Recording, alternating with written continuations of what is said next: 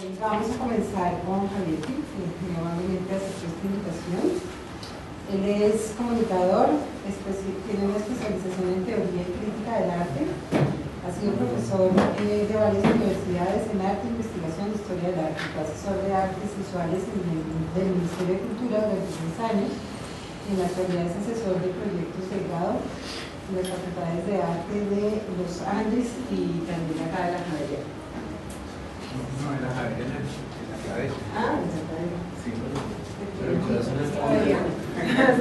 ¿Quieres ser profesor? ¿Quieres ser asesor de la Javeriana? no,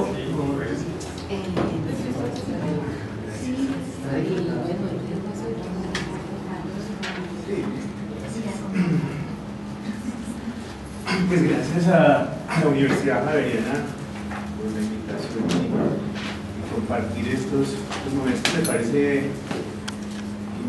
muy clave, sobre todo que a veces en las universidades se establecen unas zonas de diálogo, pero muy ensimismadas con la propia universidad, y se dan poco estos flujos que a todas luces pues son positivos.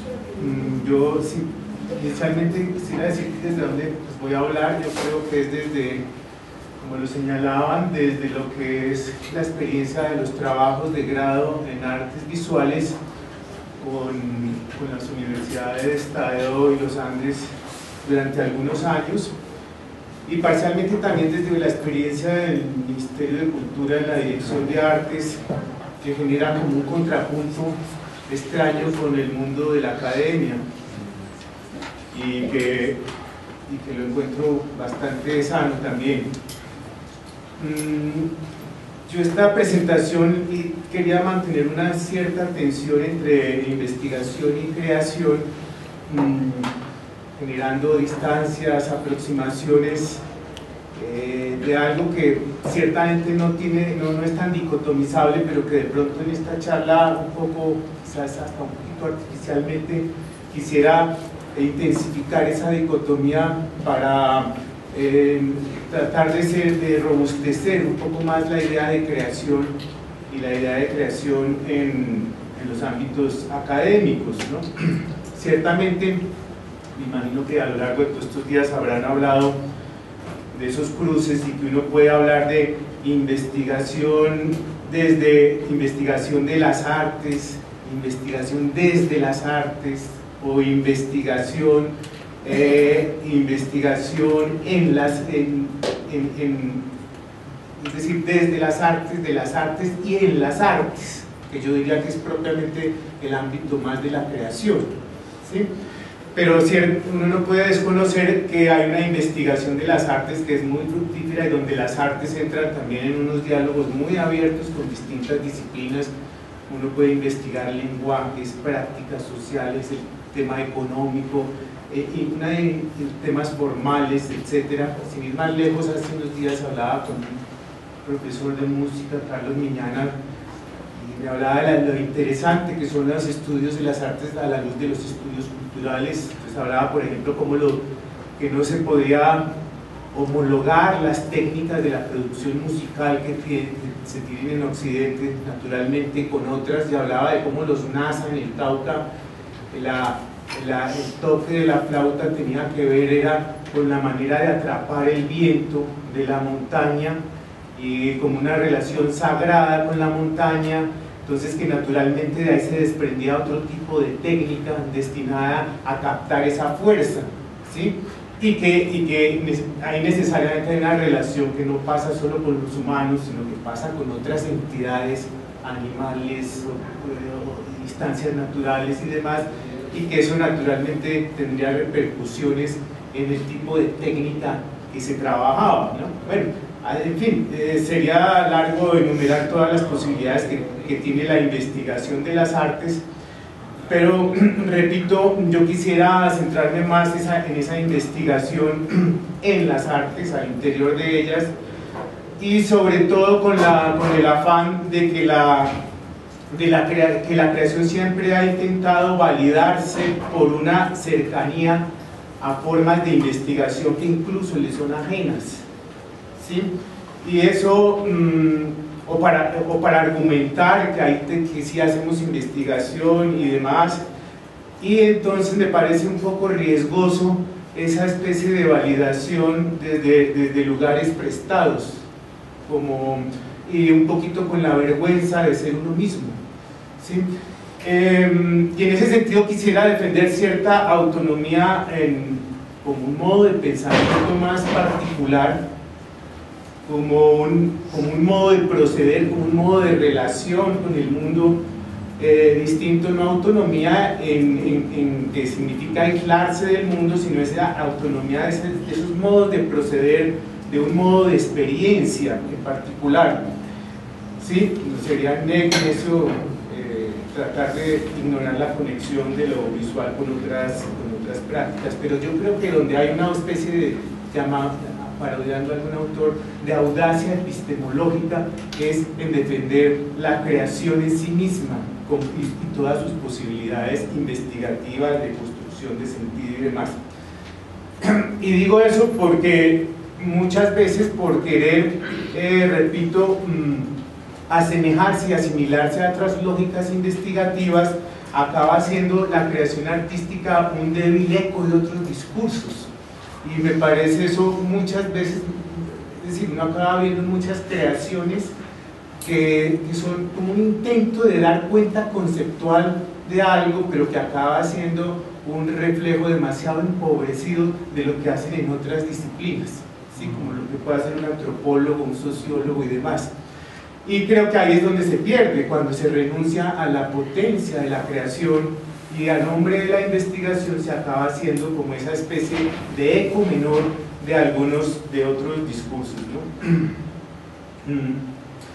Entonces, reitero, quisiera enfatizarme en la creación. Ciertamente no se trata de hablar de la creación en abstracto, pero sí un poquito de los ámbitos en que nos movemos. Quisiera puntualizar el asunto desde la creación y también anotando que difícilmente en la creación caben generalizaciones. Siempre hablamos de creaciones particulares, quizás ahí hay también una zona de diferencia con la investigación, que uno puede hablar en ámbitos más generales, pero en la creación casi que siempre estamos hablando de esta creación, de situaciones muy particulares y que difícilmente son extrapolables. En ese sentido uno puede decir que la creación no se explica, lo difícil de meterla a los ámbitos académicos, no es tan explicable, no tiene que remitirse a una teoría, ni siquiera a un método al cual echamos mano para aplicarlo indistintamente. Como veremos posteriormente, creo que cada experiencia de creación parte de su creación es inventar sus propios procedimientos. No es que echar mano de unos métodos que están ahí afuera del propio proceso de creador y que uno indistintamente va empleando. Entonces, en primera instancia, eso nos llevaría a decir que la creación es más una experiencia. Y una experiencia, y en ese sentido creo que hay que combatir con todo el desprestigio que a veces ha tenido la experiencia, por ejemplo, en los ámbitos académicos, cuando se cree que eso es como doxa, algo confuso, algo contradictorio, algo contingente, cambiante. Inclusive le pedimos claridad a los alumnos, ¿cierto? Incluso en los procesos de creación, que me parece una exigencia desmedida cuando los mismos de procesos de creación suelen, al ser una experiencia, suelen ser bastante más confusos de lo que podemos dar cuenta, bastante más contradictorios, ambiguos y demás. Entonces, creo que es una experiencia y en ese sentido ya se distancia de algunas otras cosas, y es una experiencia marcada evidentemente por afecciones, por algo que afecta a la persona, por una especie de alteridad, por una especie de algo que nos sacude y difícilmente podemos nombrar. Es decir, por eso pedirle claridad, por ejemplo, lo veremos más adelante, de dónde se origina un proceso creador, no es tan nítido como en los procesos de investigación, que suele obedecer a una pregunta crucial. A veces en la creación salimos de detalles, de que nos atacó de pronto una imagen o algo. No sé, me imagino que algunos de ustedes trabajan en los proyectos de grado con alumnos y se encuentran con eso, que lo más normal es que se arranca un proyecto de grado en artes visuales sin saber para nada a dónde se va. Pero eso, que parece ser un problema, puede ser hasta una virtud, porque al asegurarnos que no tenemos claro a dónde vamos, seguramente sí van a aparecer cosas nuevas, y cuando tenemos muy claro a dónde vamos, seguramente lo único que hace es reaparecer ciertas cosas que ya son previas.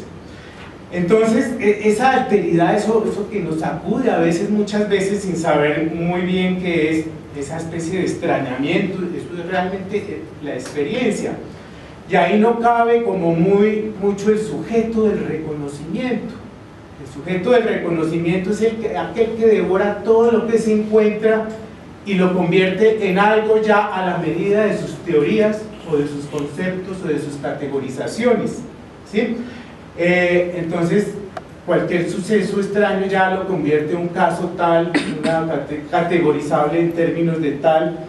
Creo que el sujeto de la experiencia de alguna manera renuncia a ese situar las cosas dentro de los ámbitos de lo que ya sabemos, de lo que esperamos, de lo que ya conocemos, y más bien se deja arrastrar un poquito por eso desconocido, ¿sí?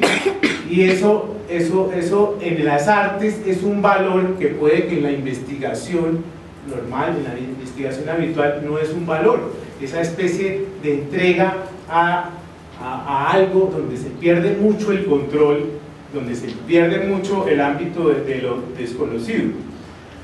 Entonces, la experiencia, y en concreto la experiencia de la creación, yo creo que no es capturable o tan fácilmente capturable discursiva y teóricamente. Y en ese sentido, reitero, me parece peligroso cuando les pedimos muchas veces a los alumnos que expliquen qué están haciendo. Y eso se traslada también a los ámbitos fuera de la academia, por ejemplo, con los curadores. ¿Sí? Hay que dar explicaciones de algo que no es tan explicable, o a lo sumo que tiene ciertos trazos, ciertos horizontes, y es, reitero, la intención de meterlo en esos ámbitos de lo que ya se tiene, de lo que ya se sabe, de ciertas categorías, y eso tiene el peligro justamente de inmovilizar la experiencia, de paralizar la creación, que tendría más que ver con ese trabajo con lo desconocido. Bien,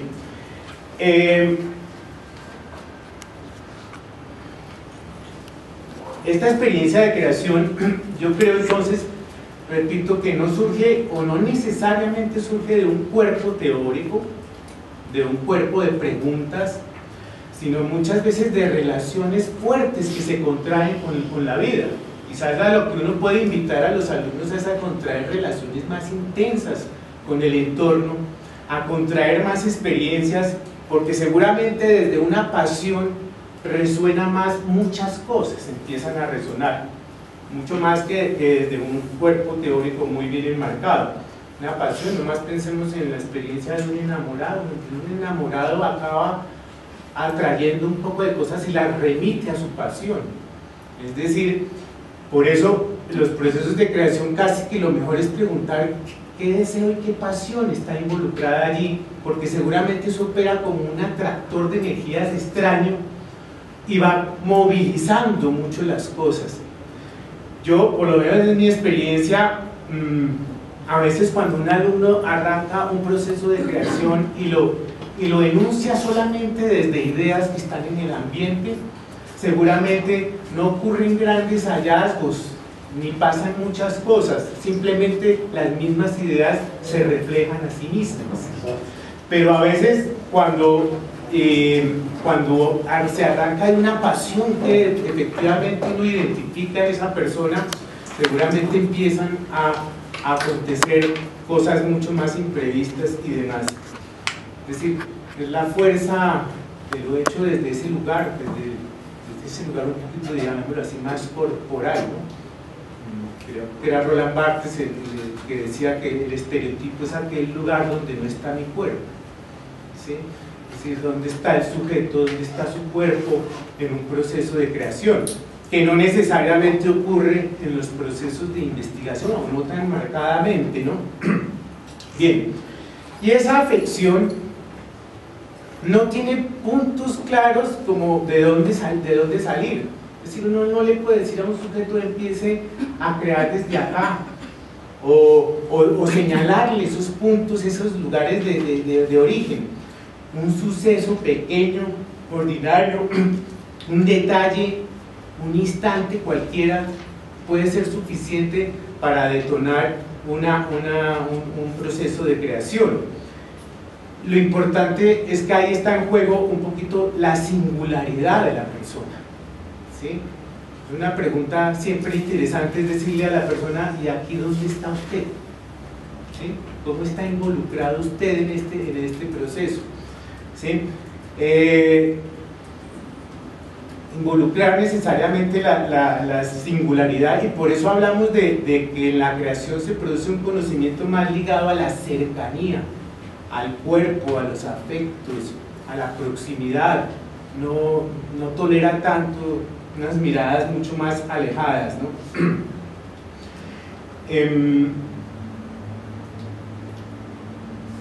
Entonces la génesis de los procesos de creación es plural, ¿sí? No necesariamente remite a una pregunta como pasa en los procesos de investigación de otras disciplinas.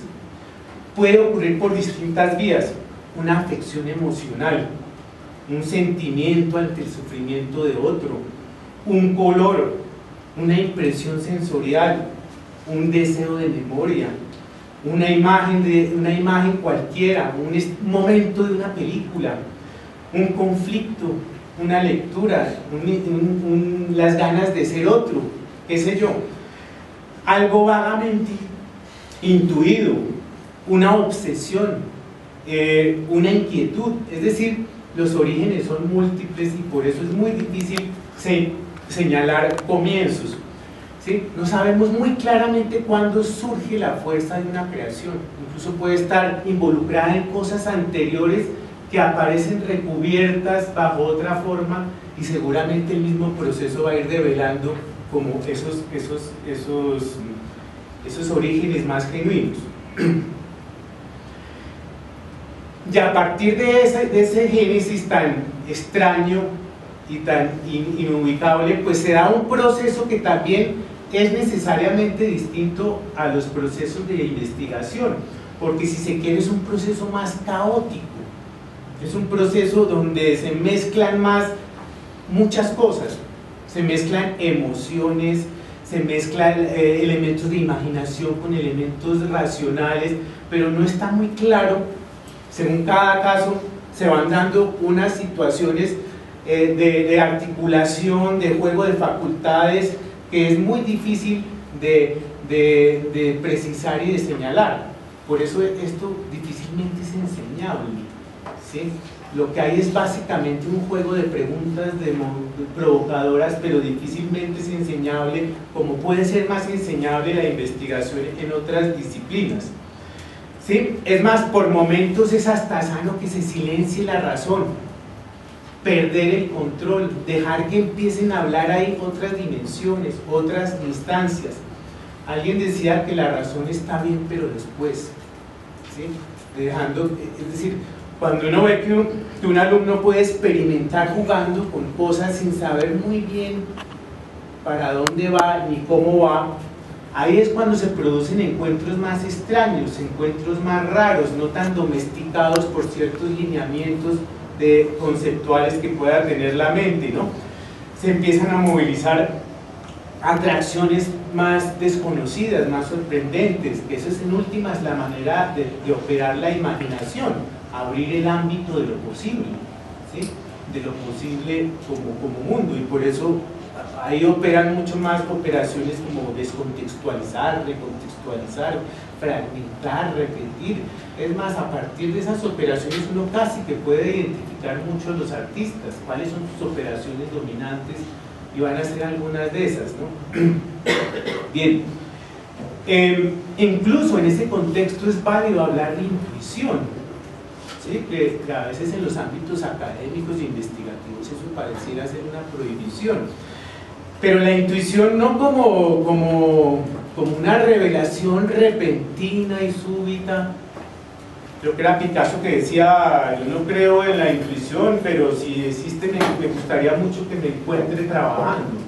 Es decir, los hallazgos se producen, o la intuición se produce cuando se está trabajando intensamente en algo y de repente llega algo que reordena como todo el material, como un momento que lo podemos llamar de revelación, que genera una especie de comprensión más totalizante, que alguna vez bien lo decía, se podría inferir de una imagen que tiene Borges cuando dice todo encuentro casual es una cita, ¿sí? Es decir, hay encuentros casuales pero son como una cita que ha generado todo ese proceso de calentamiento previo en donde se generan eso. Alguien hablaba de los procesos de García Márquez y cita algo que puede ser muy valioso para hablar de esto que llamamos intuición. Creo que los filósofos lo han trabajado, sobre todo Bersón, de una manera que puede ser mucho más interesante, pero dice García Márquez en algún momento que buscando resolver un problema de cómo ascendía Remedios la Bella, pues la mente no le da, ¿sí?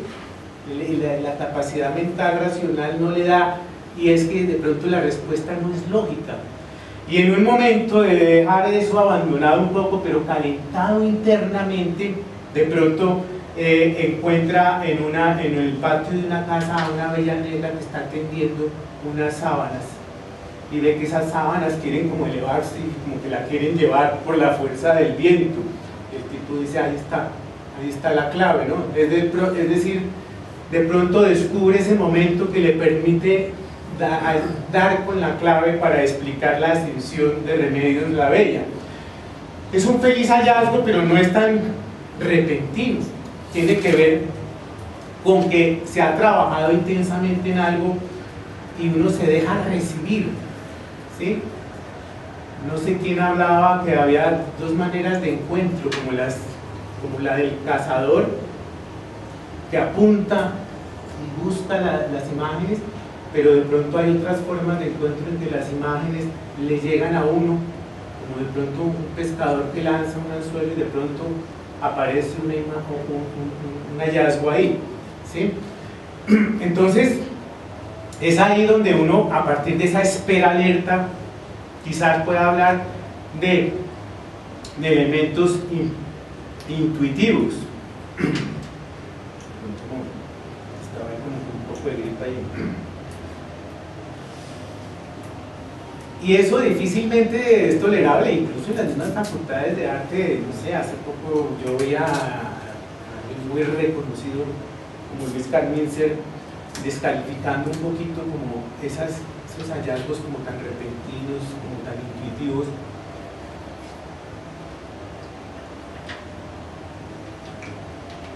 Pero uno ve mucho eso en los artistas, que de pronto aparecen unas cosas que le agarran y le ¡tum!, como que mágicamente le permiten, y ahí se encuentra una novedad que es más del orden del pensamiento poético, no de un pensamiento racional.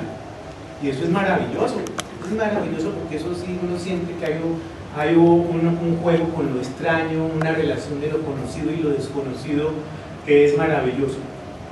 Por eso los procesos de creación no son netamente claros, como puede ser y como es deseable en la investigación de las ciencias sociales. Eso es más del orden de la penumbra, eso es más como de una especie de claroscuro, que reitero que a veces es muy bueno que el creador mismo suelte las riendas y el control para que ocurran cosas.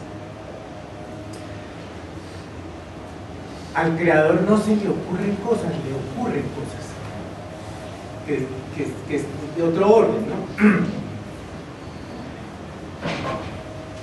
Entonces, lejos de asumir una posición de control, a veces lo interesante es abandonarla, ¿sí?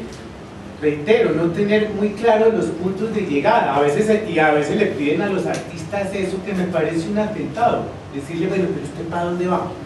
Es decir, ¿cuál es? ¿Para dónde va? Es decir, es que usted no tiene claro, repito, y me parece que a veces es muy interesante incluso que balbucee. A veces en el balbuceo hay un estremecimiento que es más interesante que en la claridad plena conceptual. Entonces una vez ve a un alumno que no puede dar cuenta de nada, pero uno siente que algo está sucediendo ahí. Y es magnífico que no pueda dar cuenta de nada, por lo menos en ese estadio. Yo no niego que posteriormente vuelva uno con la razón y se apropie un poco de lo sucedido e intente dar cuenta de eso. Paul Klee, que decía frases tan ejemplarizantes, decía: el artista lo sabe todo, pero lo sabe después. ¿Sí? Es decir, puede dar cuenta e incluso darse cuenta de cosas que en el momento no sabe para qué se están haciendo ni para qué sirven. Cuando uno ve en los archivos y documentación de artistas y ve imágenes por ahí sueltas que no tienen que ver, cosas, iconografías aisladas de tiempo atrás y demás, y de pronto reaparecen luego y se retoman, y la persona solamente después puede dar cuenta de lo sucedido. ¿Sí? Eso quiere decir que en la creación la acción es la que piensa. ¿Sí? La acción no es solo la traducción de un pensamiento previo, sino es en la acción misma se va pensando. ¿Sí? Por lo tanto, en la creación, y un poquito más a diferencia de la investigación, no cabe hablar de métodos. Métodos entendidos en el sentido ese clásico de pasos más bien establecidos, más bien convergentes, lineales, coherentes. Es más, los resultados solo se presienten y vagamente. Entonces yo creo que es más fácil hablar de horizontes y más que de métodos, de ciertas estrategias y de ciertas operaciones. Pero cuando meten a un artista en esos formatos enyesados, ¿sí?, pues obviamente lo meten en un lugar que traiciona su propio quehacer, y en ese es bueno cuidarse de eso. En la Tadeo, pues un logro reciente puede ser haber conseguido que las creaciones no sean metidas en los mismos formatos de las investigaciones, y fue una lucha bastante larga, ¿sí? Una lucha bastante larga, y que todavía genera cierta perplejidad entre los funcionarios y directivos, ¿no? Ahora, dentro de todo esto, pues naturalmente la imagen que se produce de una creación, pues necesariamente desborda pues las lógicas racionales, es decir, supera como nuestras defensas conscientes, desborda el dominio consciente de lo que tenemos. No son lógicas ni coherentes, sino que hay una intrusión de distintas dimensiones que de alguna manera ensanchan el ámbito de lo que podemos pensar de ellas, ¿no? Allí se dan pues relaciones inesperadas, distantes, se fusionan momentos, espacios, es decir, es muy difícil, reitero, atrapar eso desde unas lógicas muy mentales. Piensen ustedes los tiempos nomás de la creación. Hace poco hablaba con un artista muy reconocido, es José Alejandro Restrepo, y justamente estábamos hablando de los tiempos de una obra de él que se llama, pero era increíble la manera como se daba una conjunción de tiempos y lugares tan desigual, porque era una obra que recogía unas imágenes que había visto en el Chocó, de cuando vio a unas mujeres bañándose desnudas, y lo interpelaron y lo criticaron. Atrio y nave central se llama la obra. Y luego tenía que ver con unas lecturas que había hecho del mito de Diana y Acteón, y luego tenía que ver, pero todo eso estaba en unos archivos muy desiguales, donde hay de todo, porque el archivo no está domesticado desde una línea o desde una idea central, sino que el archivo, y justamente por eso es una máquina de pensamiento el archivo en las artes, articula muchas cosas muy desiguales en muchos tiempos. Y ahí también mezclaba haber visto cómo las parejas desaparecían como raptadas cuando entraban a un motel en el Chapinero.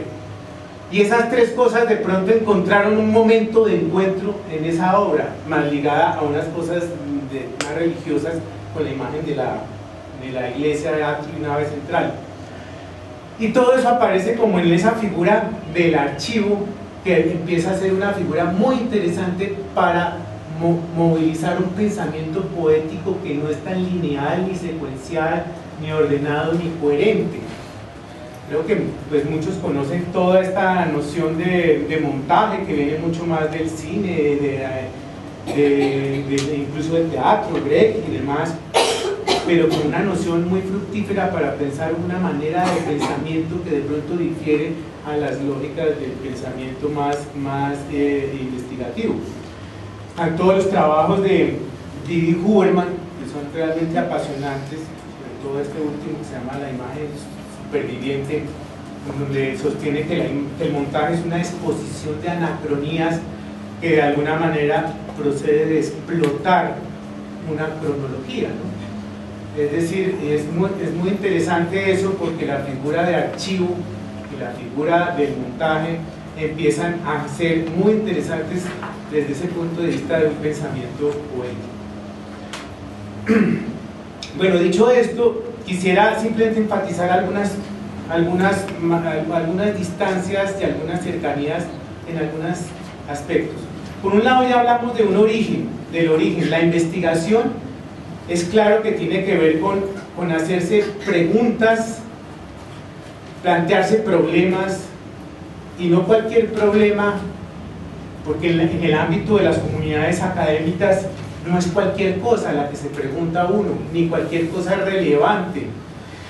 En una comunidad académica hay que conocer una serie de precedentes en la evolución del conocimiento para hacerse las preguntas justas, las preguntas que realmente problematizan el estado de desarrollo de un conocimiento.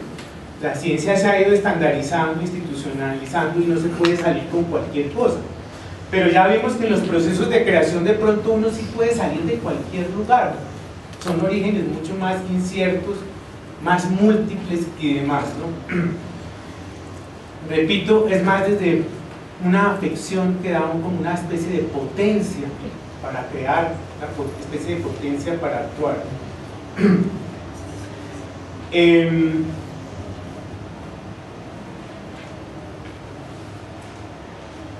En la investigación hay una especie de imperativo que es como el progreso del conocimiento. Eso en la creación es más discutible, ¿no? Uno no la puede mirar la creación como una acumulación progresiva de conocimientos, ¿no? Ni de dar respuestas concretas a necesidades precisas. A veces se quieren marcar a la creación artística en eso y suele ser un desastre cuando se le pide al arte dar respuestas o meterse en una serie de indicadores de desarrollo, de convivencia y demás, y ahí es cuando justamente se empieza a querer asimilarse y asemejarse a prácticas que no le corresponden, ¿no? Las metodologías, decíamos, las metodologías son mucho más precisas en la investigación de las ciencias. En las artes, repito, son más opacas, son de bordes mucho más inciertos, más difusos. Podemos hablar que las maneras de proceder en la creación artística es mucho más del orden como de lo promiscuo. Uno en la creación mezcla cualquier cosa, mezcla cosas de todo orden, ¿no?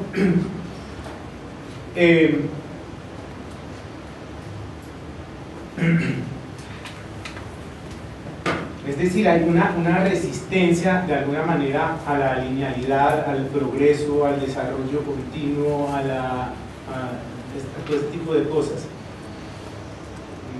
Uno podría definir la creación artística como una especie de deambular muchas veces sin rumbo fijo, como una especie de deambular que se mueve muchas veces sin saber, y es más, muchas veces lo habrán visto los que trabajan con la creación, lo que hacia donde uno parece encaminarse a veces no es el real destino.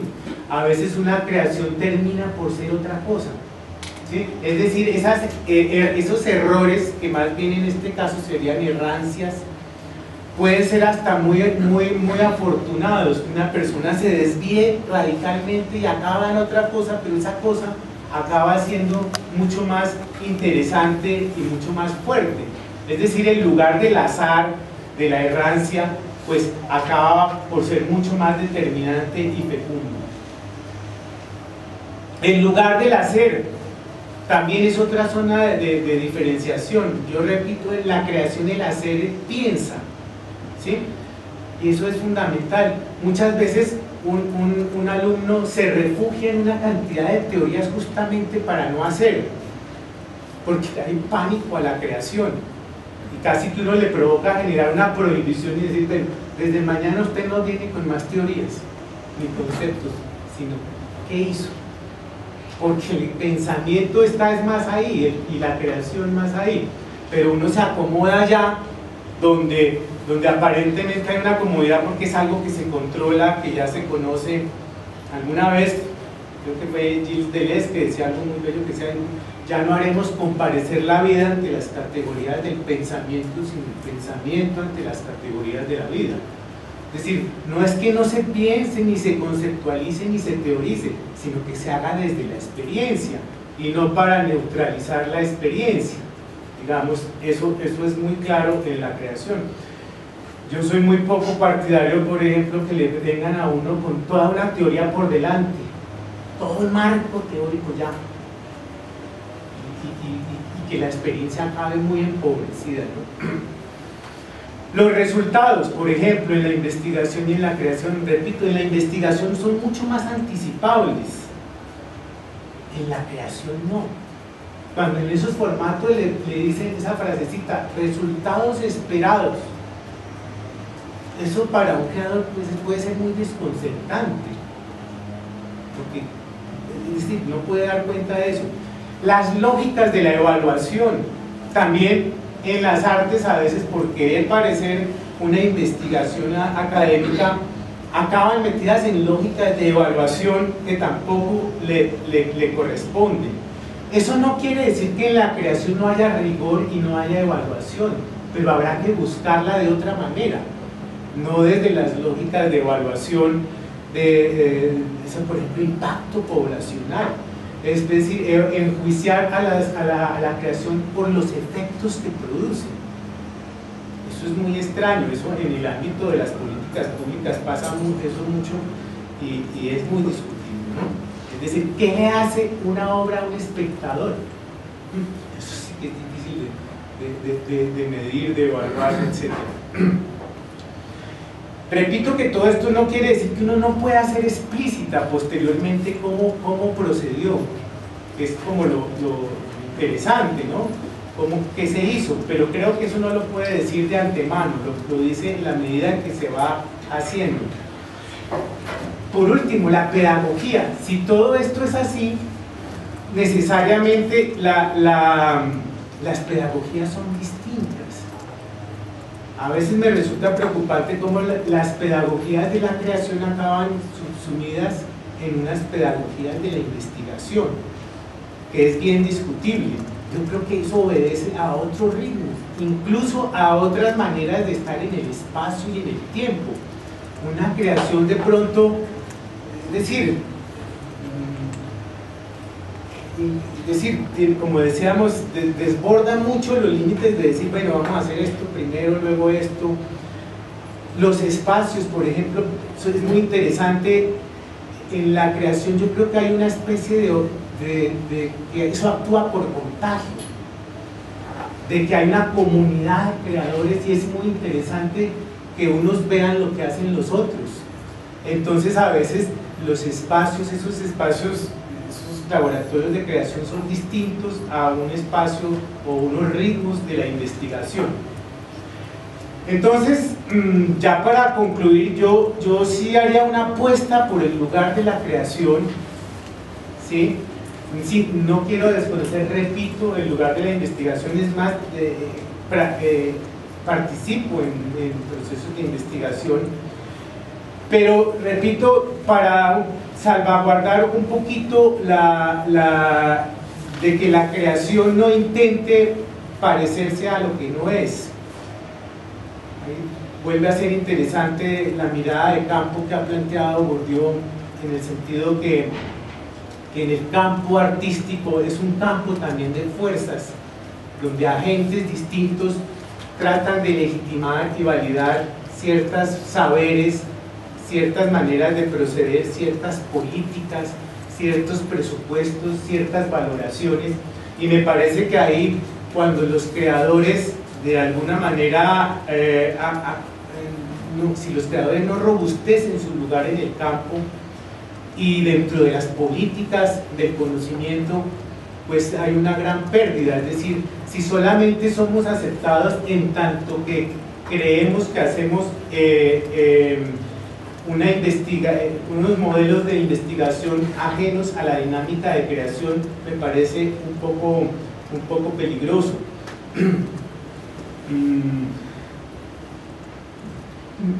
Es decir, me parece, si ustedes revisan en Conciencias, sí hay un campo para la investigación en las artes, pero es un poquito esa investigación ligada y en diálogo con unas metodologías de las ciencias sociales. Me parece eso magnífico, pero también podría defenderse como un lugar de generación de sentido, de generación de conocimiento, de forma de pensamiento desde la creación, sin verse doblegado a querer parecerse a otro tipo de formatos y modos de trabajar.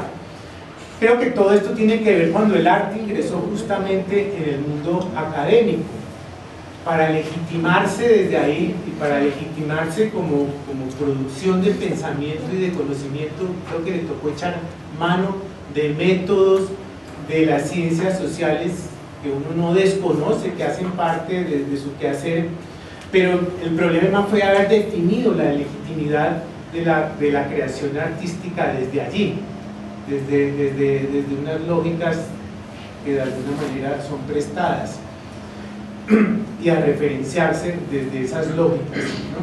Doble trabajo para los artistas: primero tener que crear y luego tener que meterse en unas camisas de fuerza que a veces no le son propias, ¿no?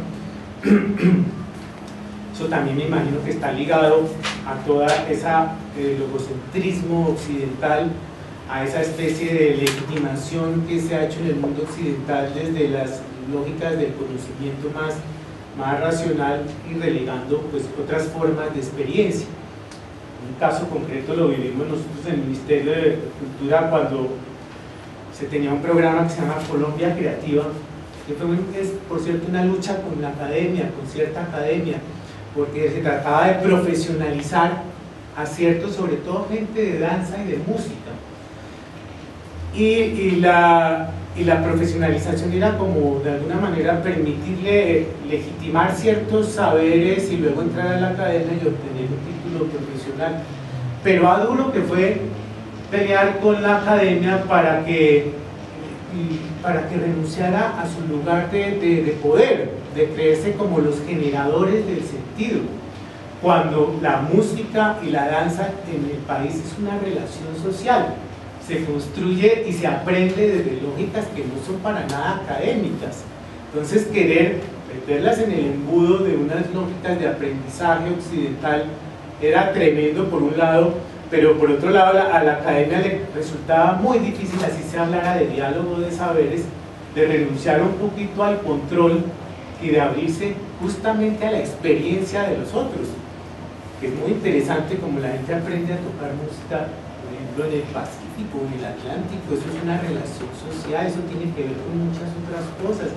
Entonces, de alguna manera había ahí un desconocimiento de una experiencia y una manera de producción del saber. En suma, que creo que no se trataría tanto, ya hablando como de políticas, de cómo lo incluyen a uno, de que lo incluyan, sino de cómo lo incluyen, ¿sí? Cómo incluyen al arte en las políticas del conocimiento, porque si lo incluyen solo desde las lógicas de la investigación, me parece que se está perdiendo terreno. El problema, y ahí está la lucha en esa idea de campo, de cambiar un poquito las premisas de la inclusión del arte en las políticas del conocimiento, ¿sí? No es simplemente de asumir las premisas y de hacer una inclusión allá. Sí, hay toda una línea para innovación y tecnología. Pero la pregunta es, ¿eso existe en la práctica de la creación, que es lo determinante en un artista?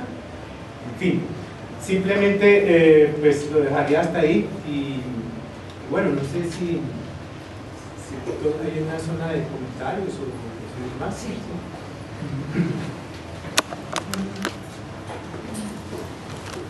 Yo quería hacer una pregunta, es cuando hablas de que en la tarea lograron proponer salirse de los formatos de investigación, ¿qué es lo que se logra?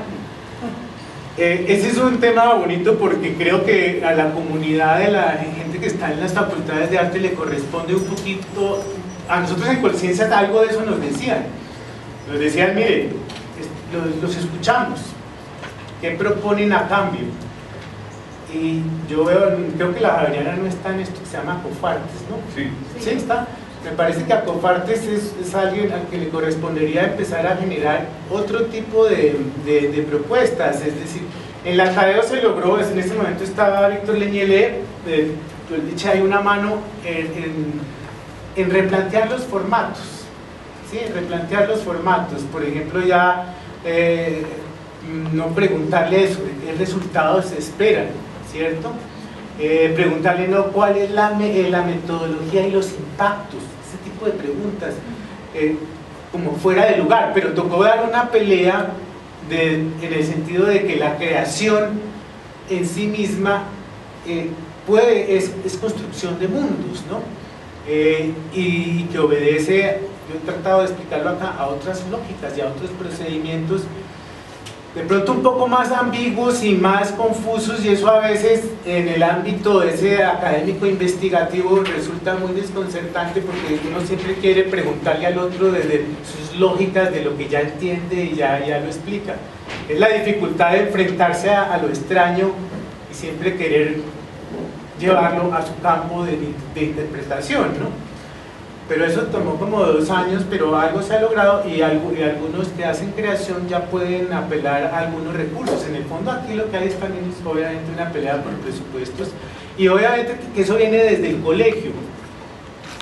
Cuando uno dice que la creación es una forma artística, es una forma de pensamiento y de experiencia, con eso se está queriendo decir que de pronto esa forma de pensamiento no es necesariamente solo ubicable en la clase de educación artística, que puede estar en otros espacios de la pedagogía escolar.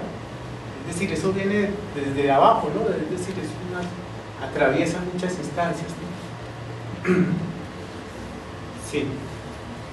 Yo quería preguntar, aparte de ese cambio como de evitar esos dos enunciados de resultados esperados o impacto poblacional, ¿ha habido otros cambios en el formato? No, sí, hay otros. Por ejemplo, el de la idea que les comentaba, que lograr que no vengan con el formato que dice cuál es el problema a abordar, ¿sí? Es decir, que toque formular un problema o una pregunta, ¿no? Uno puede decir, mire, me interesa esto y dar una serie de rodeos. Creo que los que estamos en el arte de pronto lo podemos entender, ¿no? Que hay una serie de rodeos y uno dice, sí, aquí hay algo, ¿cierto? Pero no necesariamente es traducible en una pregunta, puede que también, ¿cierto? Pero no necesariamente se agota en una pregunta. Entonces, eso también se ha logrado allá, vamos a ver hasta cuándo, ¿no? Porque no sé si ahora con nueva rectoría y eso, no sé cómo venga a la mano, pero bueno. No, es que a mí me parece interesante, digamos, lo de cambiar los formatos. Es una cosa que hemos pensado aquí, que de pronto el grupo de Eulalia va a trabajar para mañana, pero a veces me pregunto si esos formatos que parecen extraños a veces no le ayudan a uno como a tratar de entender mejor lo que está buscando. Pues lo digo porque yo digamos así, juiciosamente solamente he tenido que redactar 3 anteproyectos, que fue uno para una beca del ministerio, otro que fue mi doctorado, y otro que redacté recientemente que algunos conocen, que es el de las chirimías, el famoso de las chirimías de Cauca. Y respondiendo a esas preguntas, aprendí un resto. Como que al comienzo, muy cartera, qué hueso hacer esto, pero después como que me encantó, o sea, empecé a conocer un montón de cosas de lo que quería hacer y me pasó eso a mí, es decir, yo no estoy diciendo que vaya que reformularlos porque posiblemente hay mucha gente que se enreda. No, y es factible, mientras eso no te domestique demasiado las cosas. Yo quiero ahí jugar un poco el papel del abogado del diablo. Yo trabajo más desde las ciencias sociales.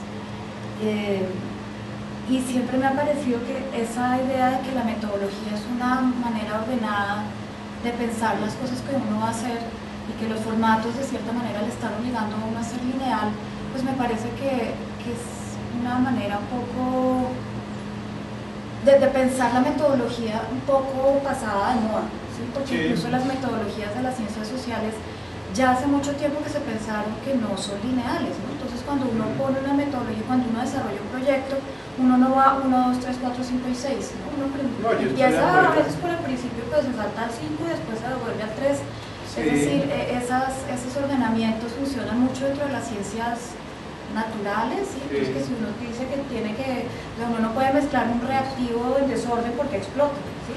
Pero en el resto de las ciencias y en muchas áreas del conocimiento, esas metodologías son más bien como una, ¿cómo se llama eso? Como una guía, ¿sí? Que como dice Carolina, le puede uno hacer ritmo para pensar uno por dónde va a ir, pero no necesariamente en el momento de hacerlas son lineales. Entonces, ¿hasta qué punto realmente los artistas a veces se meten en una cuestión de exotizarse a sí mismos, que creo que puede ser un peligro? ¿Sí? Es decir, nosotros somos completamente diferentes y resulta que, bueno, puede que seamos diferentes, pero somos tan diferentes de los demás que definitivamente necesitamos inventarnos una cosa totalmente diferente porque somos distintos. No, yo por eso al principio dije que iba a forzar un poquito la dicotomía, porque ciertamente hay unas zonas de encuentro.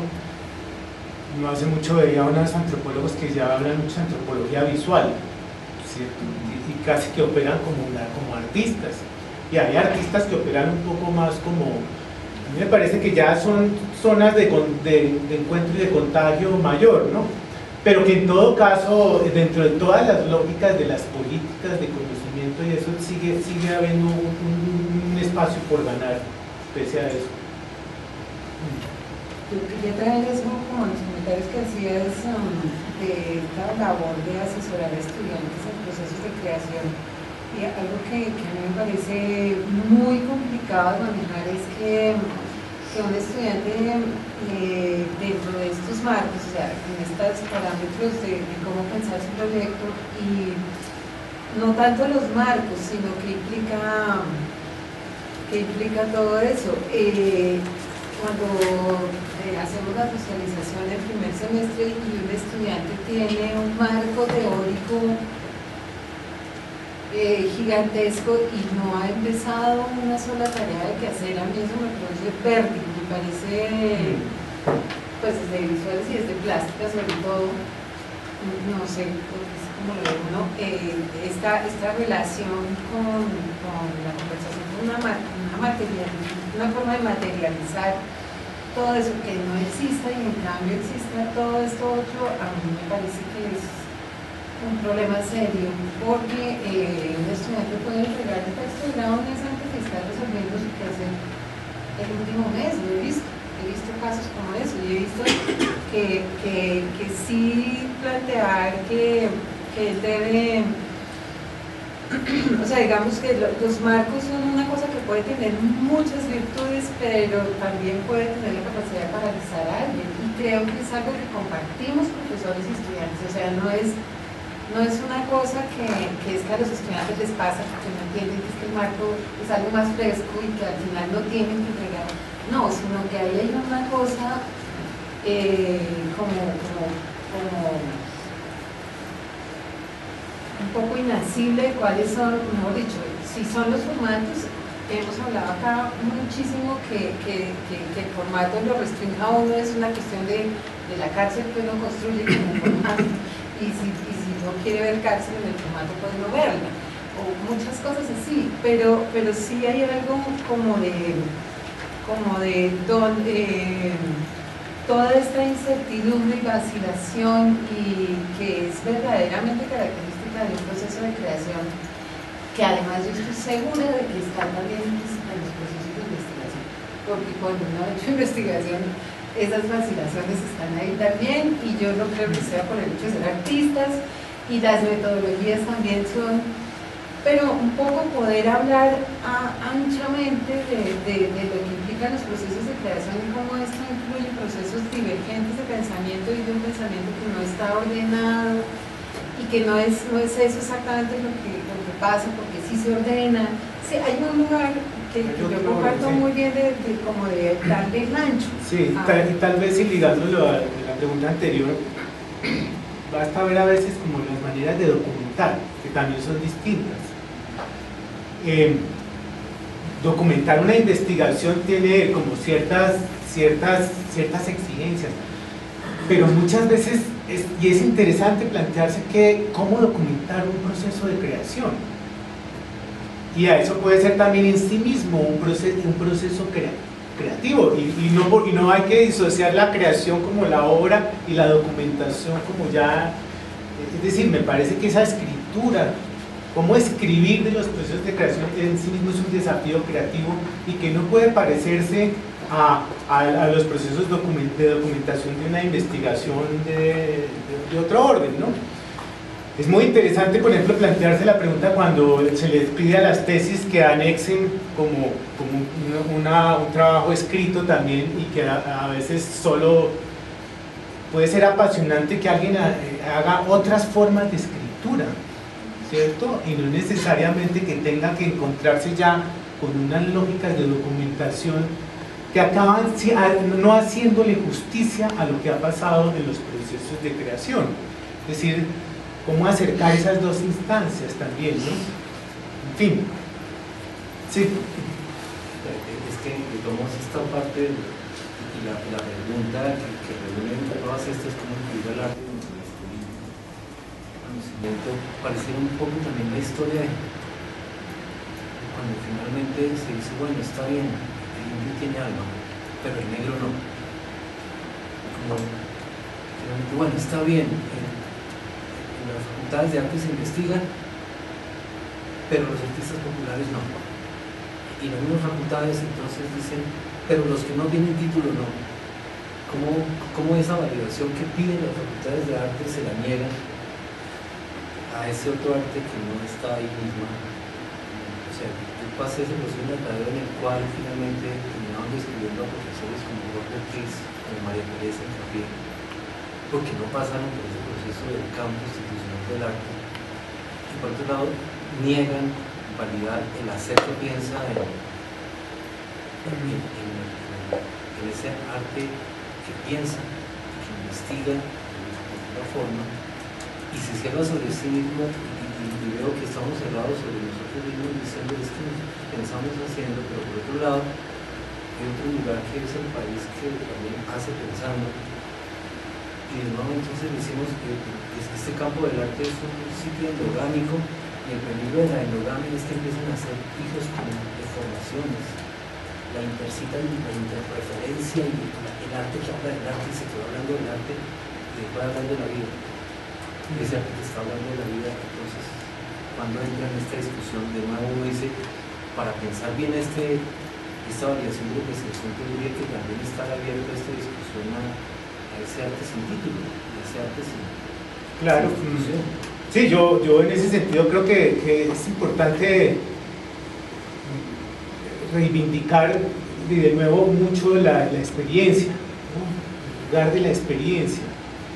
Cuando yo hablaba que había estado 6 años en el Ministerio de Cultura, quizás lo que más me pareció valioso frente al ámbito de lo académico, donde ciertamente el instituto tiene sus propios placeres, ¿no? Todo el ámbito de lo teórico y lo conceptual, pero a veces es muy ensimismado. es cuando a veces los mismos teóricos que uno mandaba al país, a la región, era la incapacidad de renunciar a sus propias categorías al enfrentar la experiencia del otro, ¿sí?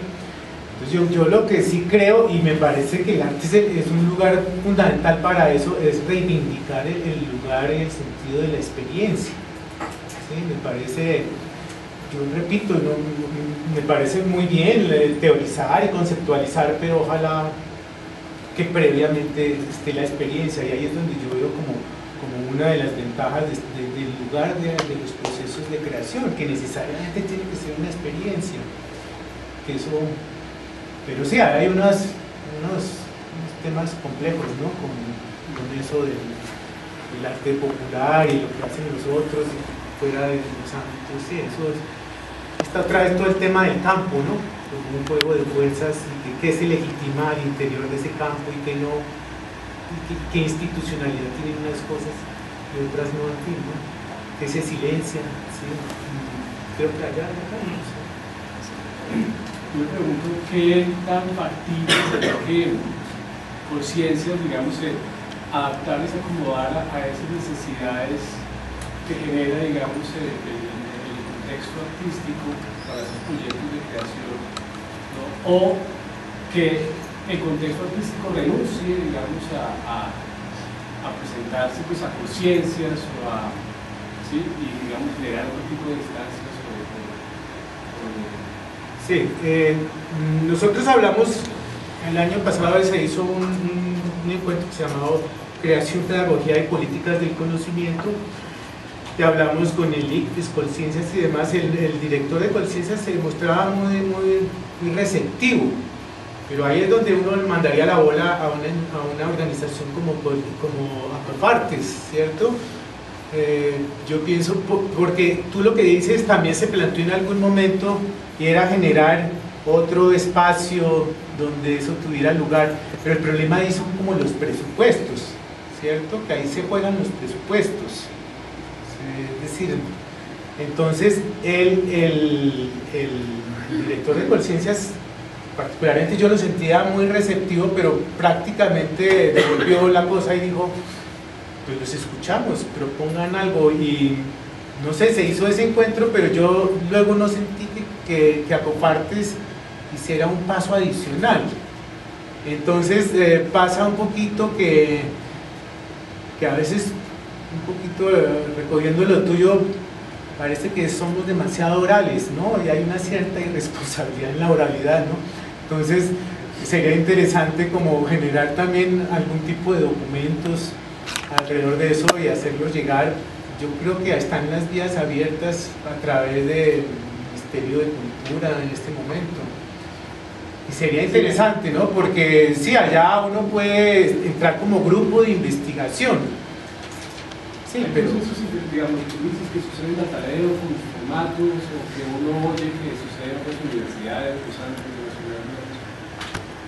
Vale la pena que en las diferentes universidades o institutos académicos como que se reúnen y digan, pero ¿qué ha pasado? ¿Qué están haciendo ustedes? ¿Cómo han resuelto esto? ¿Cómo podemos, digamos, asumir cosas? Que hay sentido que aquí se está haciendo una lucha, digamos, o un intento, ¿no? En esa facultad, y en otras ya han pasado otras cosas en ese contexto, ¿no? Entonces, también vale la pena que pensemos un poco en eso. Vale, pero creo que seguías tú y, no sé, sobre los procesos de como esos acompañamientos de los que hablabas con los procesos de creación de tus estudiantes de tu lugar, pues en composición muchas veces hablamos de procesos de composición que van hacia adelante o que van hacia atrás. En los que van hacia adelante uno va como buscando, si te apareció este acorde y por acá una melodía buenísima, y uno va como buscando y se le van apareciendo cosas. Y en el que va hacia atrás uno tiene un plano como de arquitecto, y de ahí se devuelve y le van como magia las cosas que están ahí congeladas. Ambos funcionan, es decir, ambos dan resultados buenos, muy buenos, y creo que hay cierta gente a la que le funciona, o sea, que entra en pánico si no tiene su plano, o hay otra que destorba y que detalla el plano y tiene que ir sin nada, empezar a buscar qué aparece, qué sonido aparece por ahí. Yo pienso que, o sea, que uno tiene que usar esas cosas pues como a uno le sirvan, Sí. o va acompañando el proceso y de pronto va documentando y eso le va dando otra idea y todo se va como retroalimentando, de pronto lo tiene listo y pues de pronto funciona, de pronto no tiene nada y al final, uy, marco teórico a toda velocidad, pero ya tenía la obra hecha, no sé. Sí, esos son procesos bien interesantes porque no están centrados sobre lo que se sabe, ni sobre lo que sabe el profesor. Ahí vale la pena recordar el famoso maestro ignorante de Rancière, ¿no? Que no está centrado en un saber que preexiste, en un saber del profesor. ¿Sí? Es más, Jacotot creo que ni sabe muy bien de qué es lo que están aprendiendo allá. Sabe hacer preguntas, sabe provocar, qué sé yo, sabe mantener la atención, otras cosas, ¿no? Por eso yo decía que ahí la pedagogía también estaba interpelada, de alguna manera. ¿Sí? Claro que a veces nos cuesta renunciar a lo que sabemos. En fin, sí. Frente a esa situación donde uno también puede entender si alguien va a dar dinero y quisiera saber qué se va a hacer con eso, qué resultados se van a tener, es legítimo pensarlo así, yo creo. Raúl Ruiz, un cineasta chileno interesante, propone ser un cineasta de guerrilla, no dar la cara.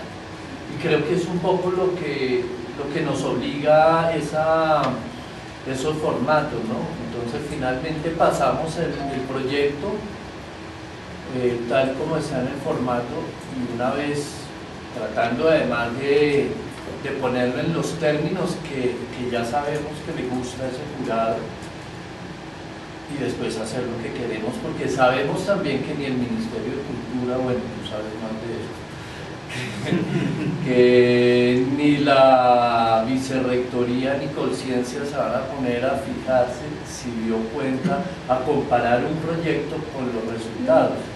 Entonces Raúl Ruiz decía, pues, pasar el guión que las Film Commission quieren, que son, pues en Colombia será una buena imagen del país, que sea un poco comercial, que no se meta con ciertas cosas políticas que pueden ser preocupantes, y después hacer lo que se quiere, simplemente. Sí, de lo que dices, nosotros algo de eso estamos haciendo ahora en una cosa que se llama una investigación que se llama Cuerpo Sonoro, que es un trabajo de madres con niños y pequeños desde el gesto, desde la danza y la sonoridad. Pero hemos convenido un doble juego. Uno, donde el ministerio maneja sus tiempos, que generalmente no son los tiempos de una investigación, sino los tiempos de programar un año. Entonces maneja ya sus indicadores y esas cosas, pero por debajo se está haciendo una construcción más compleja y más a largo plazo, no que se cierra con los tiempos del año. Eso me parece interesante esto del cine guerrilla. Sí, lo llama así, pues una actitud de guerrilla frente a eso. El problema es que nos toca hacer un doble trabajo, pasar un proyecto, pero bueno, es la forma, después de la reivindicación que queremos, es hacer una película poco comercial, robarse, de alguna manera, robarse ese dinero, porque pues no cumplió con lo que era, pero nadie se entera finalmente. Eso tiene una cantidad de repercusiones, sobre todo en términos de política cultural, es complejísimo. Por ejemplo, las organizaciones que les toca acomodarse a las lógicas de las convocatorias y acaban muchas veces traicionándose a sí mismas por responder a esta convocatoria el año que sigue, a la que sigue, y es toda de alguna manera se quiere que se organice el sector cultural, pero la lógica de las convocatorias lo va estallando por dentro. Es decir, ahí es donde uno va hasta los alcances de una política cultural aparentemente sana, pero que en el fondo acaba rompiendo como una construcción más consistente. ¿Sí? Bueno, ¿no será que en realidad lo que se está produciendo es la generación de un empleo de una persona que se encargue de llenar esos formatos? ¿Cómo? ¿No será que lo que estamos es como no mirando que lo que se está generando es otro empleo? El artista o el creador finalmente va a necesitar emplear a alguien para que le llene esos formatos. Aquí normalmente utilizamos a ciertas personas para que llenen el formato de conciencia. Entonces yo creo que la solución es esa. Mira, yo voy a hacer esto, lléname el formato. Pues sí, ¿Sabes? ¿Por qué lo digo? Porque yo estoy totalmente de acuerdo con lo que tú dices, de la manera en que tú planteas. Yo sé que tienes toda la experiencia por todos los salones, todas las cosas que has recorrido con las personas que has intercambiado, bagaje que tienes. Yo me considero un artista visual. Y cuando digo visual, quiere decir que si yo fuera un excelente escritor, yo no sería visual, yo sería escritor. Yo soy un artista visual porque no soy un buen investigador, en el sentido de ciencias. Por eso soy artista visual. Por eso, ayer cuando hablaba decía, mira, para mí estas cosas no hay nada definido, es una penumbra, es una angustia la que uno tiene cuando uno arranca a producir algo, o cuando incluso uno está produciendo, cuando uno termina, uno ni siquiera tiene la seguridad de que esté bien. Entonces, no es una manera, esto que hacemos nosotros, no hay una manera de estar seguro, de dar fe de lo que es. Estoy totalmente contigo, escribí muchas cosas de las palabras que decías, porque es así, el arte es así, no hay claridad. ¿Y cómo se califica eso? Pues sí, sin querer decir que no todo vale igual. Naturalmente hay una comunidad ahí de la comunidad de artistas, de agentes del arte y demás que también pueden someter a evaluación, pero seguramente con otros criterios. Claro. Hay niveles. Sí. Bueno, pues les agradezco y creo que es que hay otras dos presentaciones, pero muy nutritivo el diálogo y esperamos que continúe.